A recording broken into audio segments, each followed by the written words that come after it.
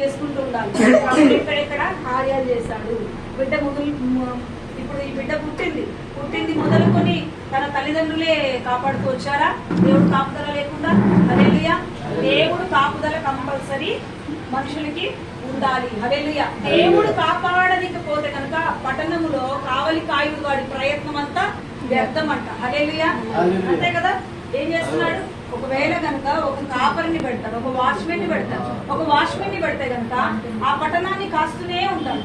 కాస్తూ ఉన్నా కూడా ప్రభు అంట కాపుదల ఇవ్వకపోతే ప్రభు కనుక కాపుదల ఇవ్వకపోతే ఆ పట్టణము కావలి వాడి ప్రయత్నం కూడా వ్యర్థమే. హల్లెలూయా. హల్లెలూయా. అయితే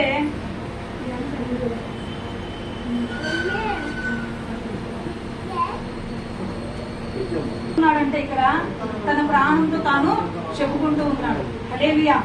తన ప్రాణంతో ఏం చెప్పుకుంటున్నాడంటే నా ప్రాణమా. ఎవరైనా చెప్తారండి? ఎవరైనా చెప్తారా? తన ప్రాణంతో చెప్పుకునేవాడు ఉంటే కనుక ఈ రోజుల్లో చూసుకుంటే అంటే ఆ ప్రాణానికి చెప్పుకోవడం ఏంటి, ఇదేంటి కొత్తగా అనుకుంటారు. హల్లెలూయా. కానీ ఇక్కడ దావీదు భక్తుడు ఎంత గొప్ప వ్యక్తిత్వం కలిగిన వ్యక్తి అంటే ఏమంటున్నాడంటే తన ప్రాణంతో ఆయన చేసిన ఉపకారంలో నీవు దేన్ని మరొకటి. హల్లెలూయా. అంటే ఏంటంటే ఇంత కింద కనుక చూసినట్లయితే 4వ వచనంలో సమాధిలో నుండి నీ ప్రాణమును విమోచించున్నాడు, కరుణా కటాక్షములను నీకు కిరీటముగా ఉంచుచున్నాడు. హల్లెలూయా. కరుణా కటాక్షములు నీకు కిరీటముగా ఉంచున్నాడు. పక్షిరాజు యవ్వనము వలె నీ యవ్వనము క్రొత్తదగునట్లు మేలుతో నీ ఉదయము తృప్తిపరచుచున్నాడు. హల్లెలూయా. హల్లెలూయా. దేంతో తృప్తిపరుస్తున్నాడంట? మేలుతో మన హృదయాన్ని తృప్తిపరుస్తున్నాడు. హల్లెలూయా. అలాగా మనము కనుక జ్ఞాపకం చేసుకున్నట్లయితే కనుక మరి ఈ రోజుల్లో చూసుకుంటే కనుక చాలా మంది బర్త్డేలు చేసుకుంటున్నారు. ఏ విధంగా చేసుకుంటున్నారు? ఆటం బాంబులు వేయించుకోవడం కావచ్చు, లేదంటే కనుక వేరే విధంగా కావచ్చు. అవునా? చాలా విధాలుగా లోకస్తులు చాలా చేసుకుంటున్నారు. కానీ దేవుడి యందు భయభక్తులు గల వారు మాత్రము ఎలా చేస్తారు? ఇలాగ పిలిచి ప్రార్థన చేసుకుని ప్రార్థనతో ప్రారంభించిన ప్రార్థనతో ఎక్కడా కూడా అది ఏమి జరగదు, ఏమి ఆటంకాలు ఏమి ఆ బిడ్డకు కలగదు. హల్లెలూయా. అయితే ఈ రోజుల్లో చూసుకున్నట్లయితే కనుక చిన్న బిడ్డల్ని మనం కాపాడుతూనే ఉన్నాము. తల్లి ఎంతవరకు కాపాడుతుందండి? పడుకుంటుంది, నిద్రపోతుంది. కానీ నిద్రపోయిన తర్వాత తల్లి చూసుకోగలుగుతుందా? పక్కలో ఉన్నప్పుడు చూడలేదు. హల్లెలూయా. కానీ దేవుడు అంటున్నాడు అనమాట ఏమని? నేను ఆయన ముదిమి వచ్చే వరకు నేను ఎత్తుకుని వాడను నేనే. హల్లెలూయా. ఏమంటున్నాడు? ముదిమి వచ్చే వరకు నేను నిన్ను ఎత్తుకుని వాడను నేనే, నీ తల నెరియు వరకు చంక పెట్టుకుని చూసుకుని వాడను నేనంట. హల్లెలూయా. తల్లి ఎంతవరకు చూసుకుంటుంది? కొంచెం పెద్దగా అయ్యారు ఇంకా వాళ్ళు చూసుకోగలుగుతామా? చూసుకోలేదు. హల్లెలూయా. ఇంతమంది చూసుకోలేదు. కాబట్టి అలాగే చూసుకున్నట్లయితే సామెతల గ్రంథంలో ఉంటుంది ఏమనంటే బైబిల్ ఎవరు తెచ్చుకోలేదు అసలు 34వ కీర్తన చూడండి 8వ వచనము 7వ వచనం. యెహోవా యందు భయభక్తులు గల వారి చుట్టూ ఆయన ముందు కావలి నుండి వారిని రక్షించును. హల్లెలూయా. ఎవరిని రక్షిస్తారంట? యెహోవా యందు భయభక్తులు కలిగి. అర్థమవుతున్నాయా? యెహోవా యందు భయభక్తులు అంటే ఏంటి? చెడుతనాన్ని విసర్జించుటయే. అర్థమైందా? ఆయనకి ముందు ప్రాధాన్యత ఇవ్వడమే. చూడండి తల్లి ప్రార్థన ఎప్పటి వరకు అంటే కనుక ఇప్పుడు ఎగ్జాంపుల్ నేను ఎప్పుడు తీసుకున్నా అమ్మగారినే తీసుకుంటాను, మీరు తల్లిని తీసుకుంటాను. ఆమెకి అసలుకి ఆమె ప్రార్థనే బిడ్డలు ఇంతవరకు ఉన్నతంగా ఉన్నారంటే నేను నమ్ముతాను. హల్లెలూయా. ఆ తల్లి ఎప్పుడు మా ఇంటికి మేము మంగవాళ్ళ ఇంట్లో వాళ్ళు ఉండేవాళ్ళు, మేము ఎదుర్కొండేవాళ్ళు. అసలు ఎప్పుడు చూసినా ఆమె మూలుగుతూ అయ్యా నా కొడుకుల్ని నా కోడల్ని నా బిడ్డల్ని అని చెప్పి ఇలాగా ప్రార్థన చేస్తుంటారు. హల్లెలూయా. ఆ తల్లి ప్రార్థన ఇప్పుడు ఏం జరిగింది? ఆ బిడ్డల్ని రక్షణలోనికి నడిపిస్తూ వాళ్ళు ఎటువంటి స్థితిలో ఉన్నప్పటికీ దేవుడు కాపుదలను ఇస్తూ వస్తున్నాడు. హల్లెలూయా.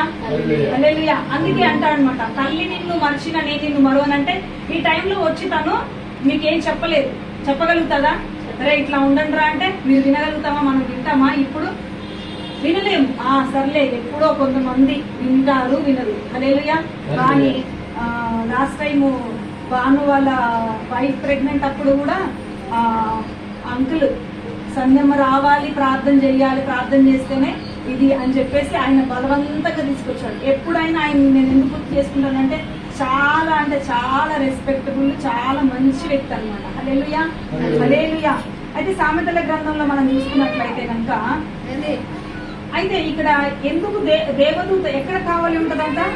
ఎవరి చుట్టూ కావాలి ఉంటది? ఇప్పుడు ఆయన యందు భయభక్తులు గల వారి చుట్టూ ఆయన దూత కావాలి వస్తుంది.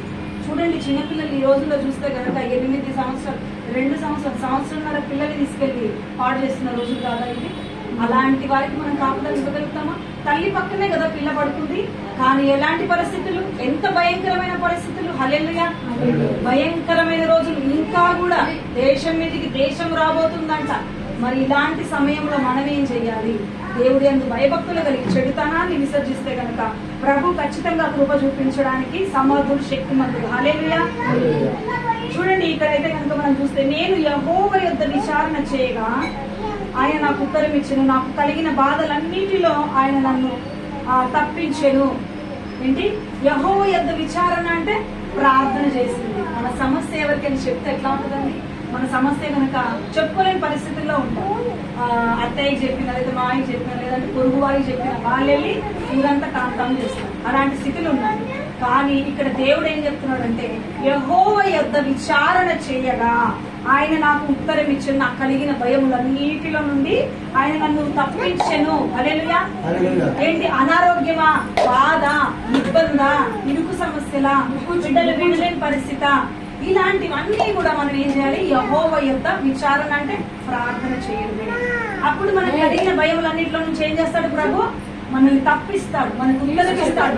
నా బిడ్డ, ఇదిగో ఈ మార్గంలో నీకు వెళ్ళు, నువ్వు వెళ్తే కనుక ఈ మార్గంలో నీకు సురక్షితం. పొద్దున వెళ్ళిన మనిషి తిరిగి వచ్చే వరకు నమ్మకం లేని రోజులు. హల్లెలూయా! అంతేనా కాదా? నమ్మకం లేని రోజులు ఉన్నాయి. నాకు కలిగిన భయములన్నిటిలో నుండి ఆయన నన్ను తప్పించెను. హల్లెలూయా! అయితే ఇక్కడ సామెతల గ్రంథం 22వ అధ్యాయంలో మనం చూస్తున్నట్లయితే కనుక,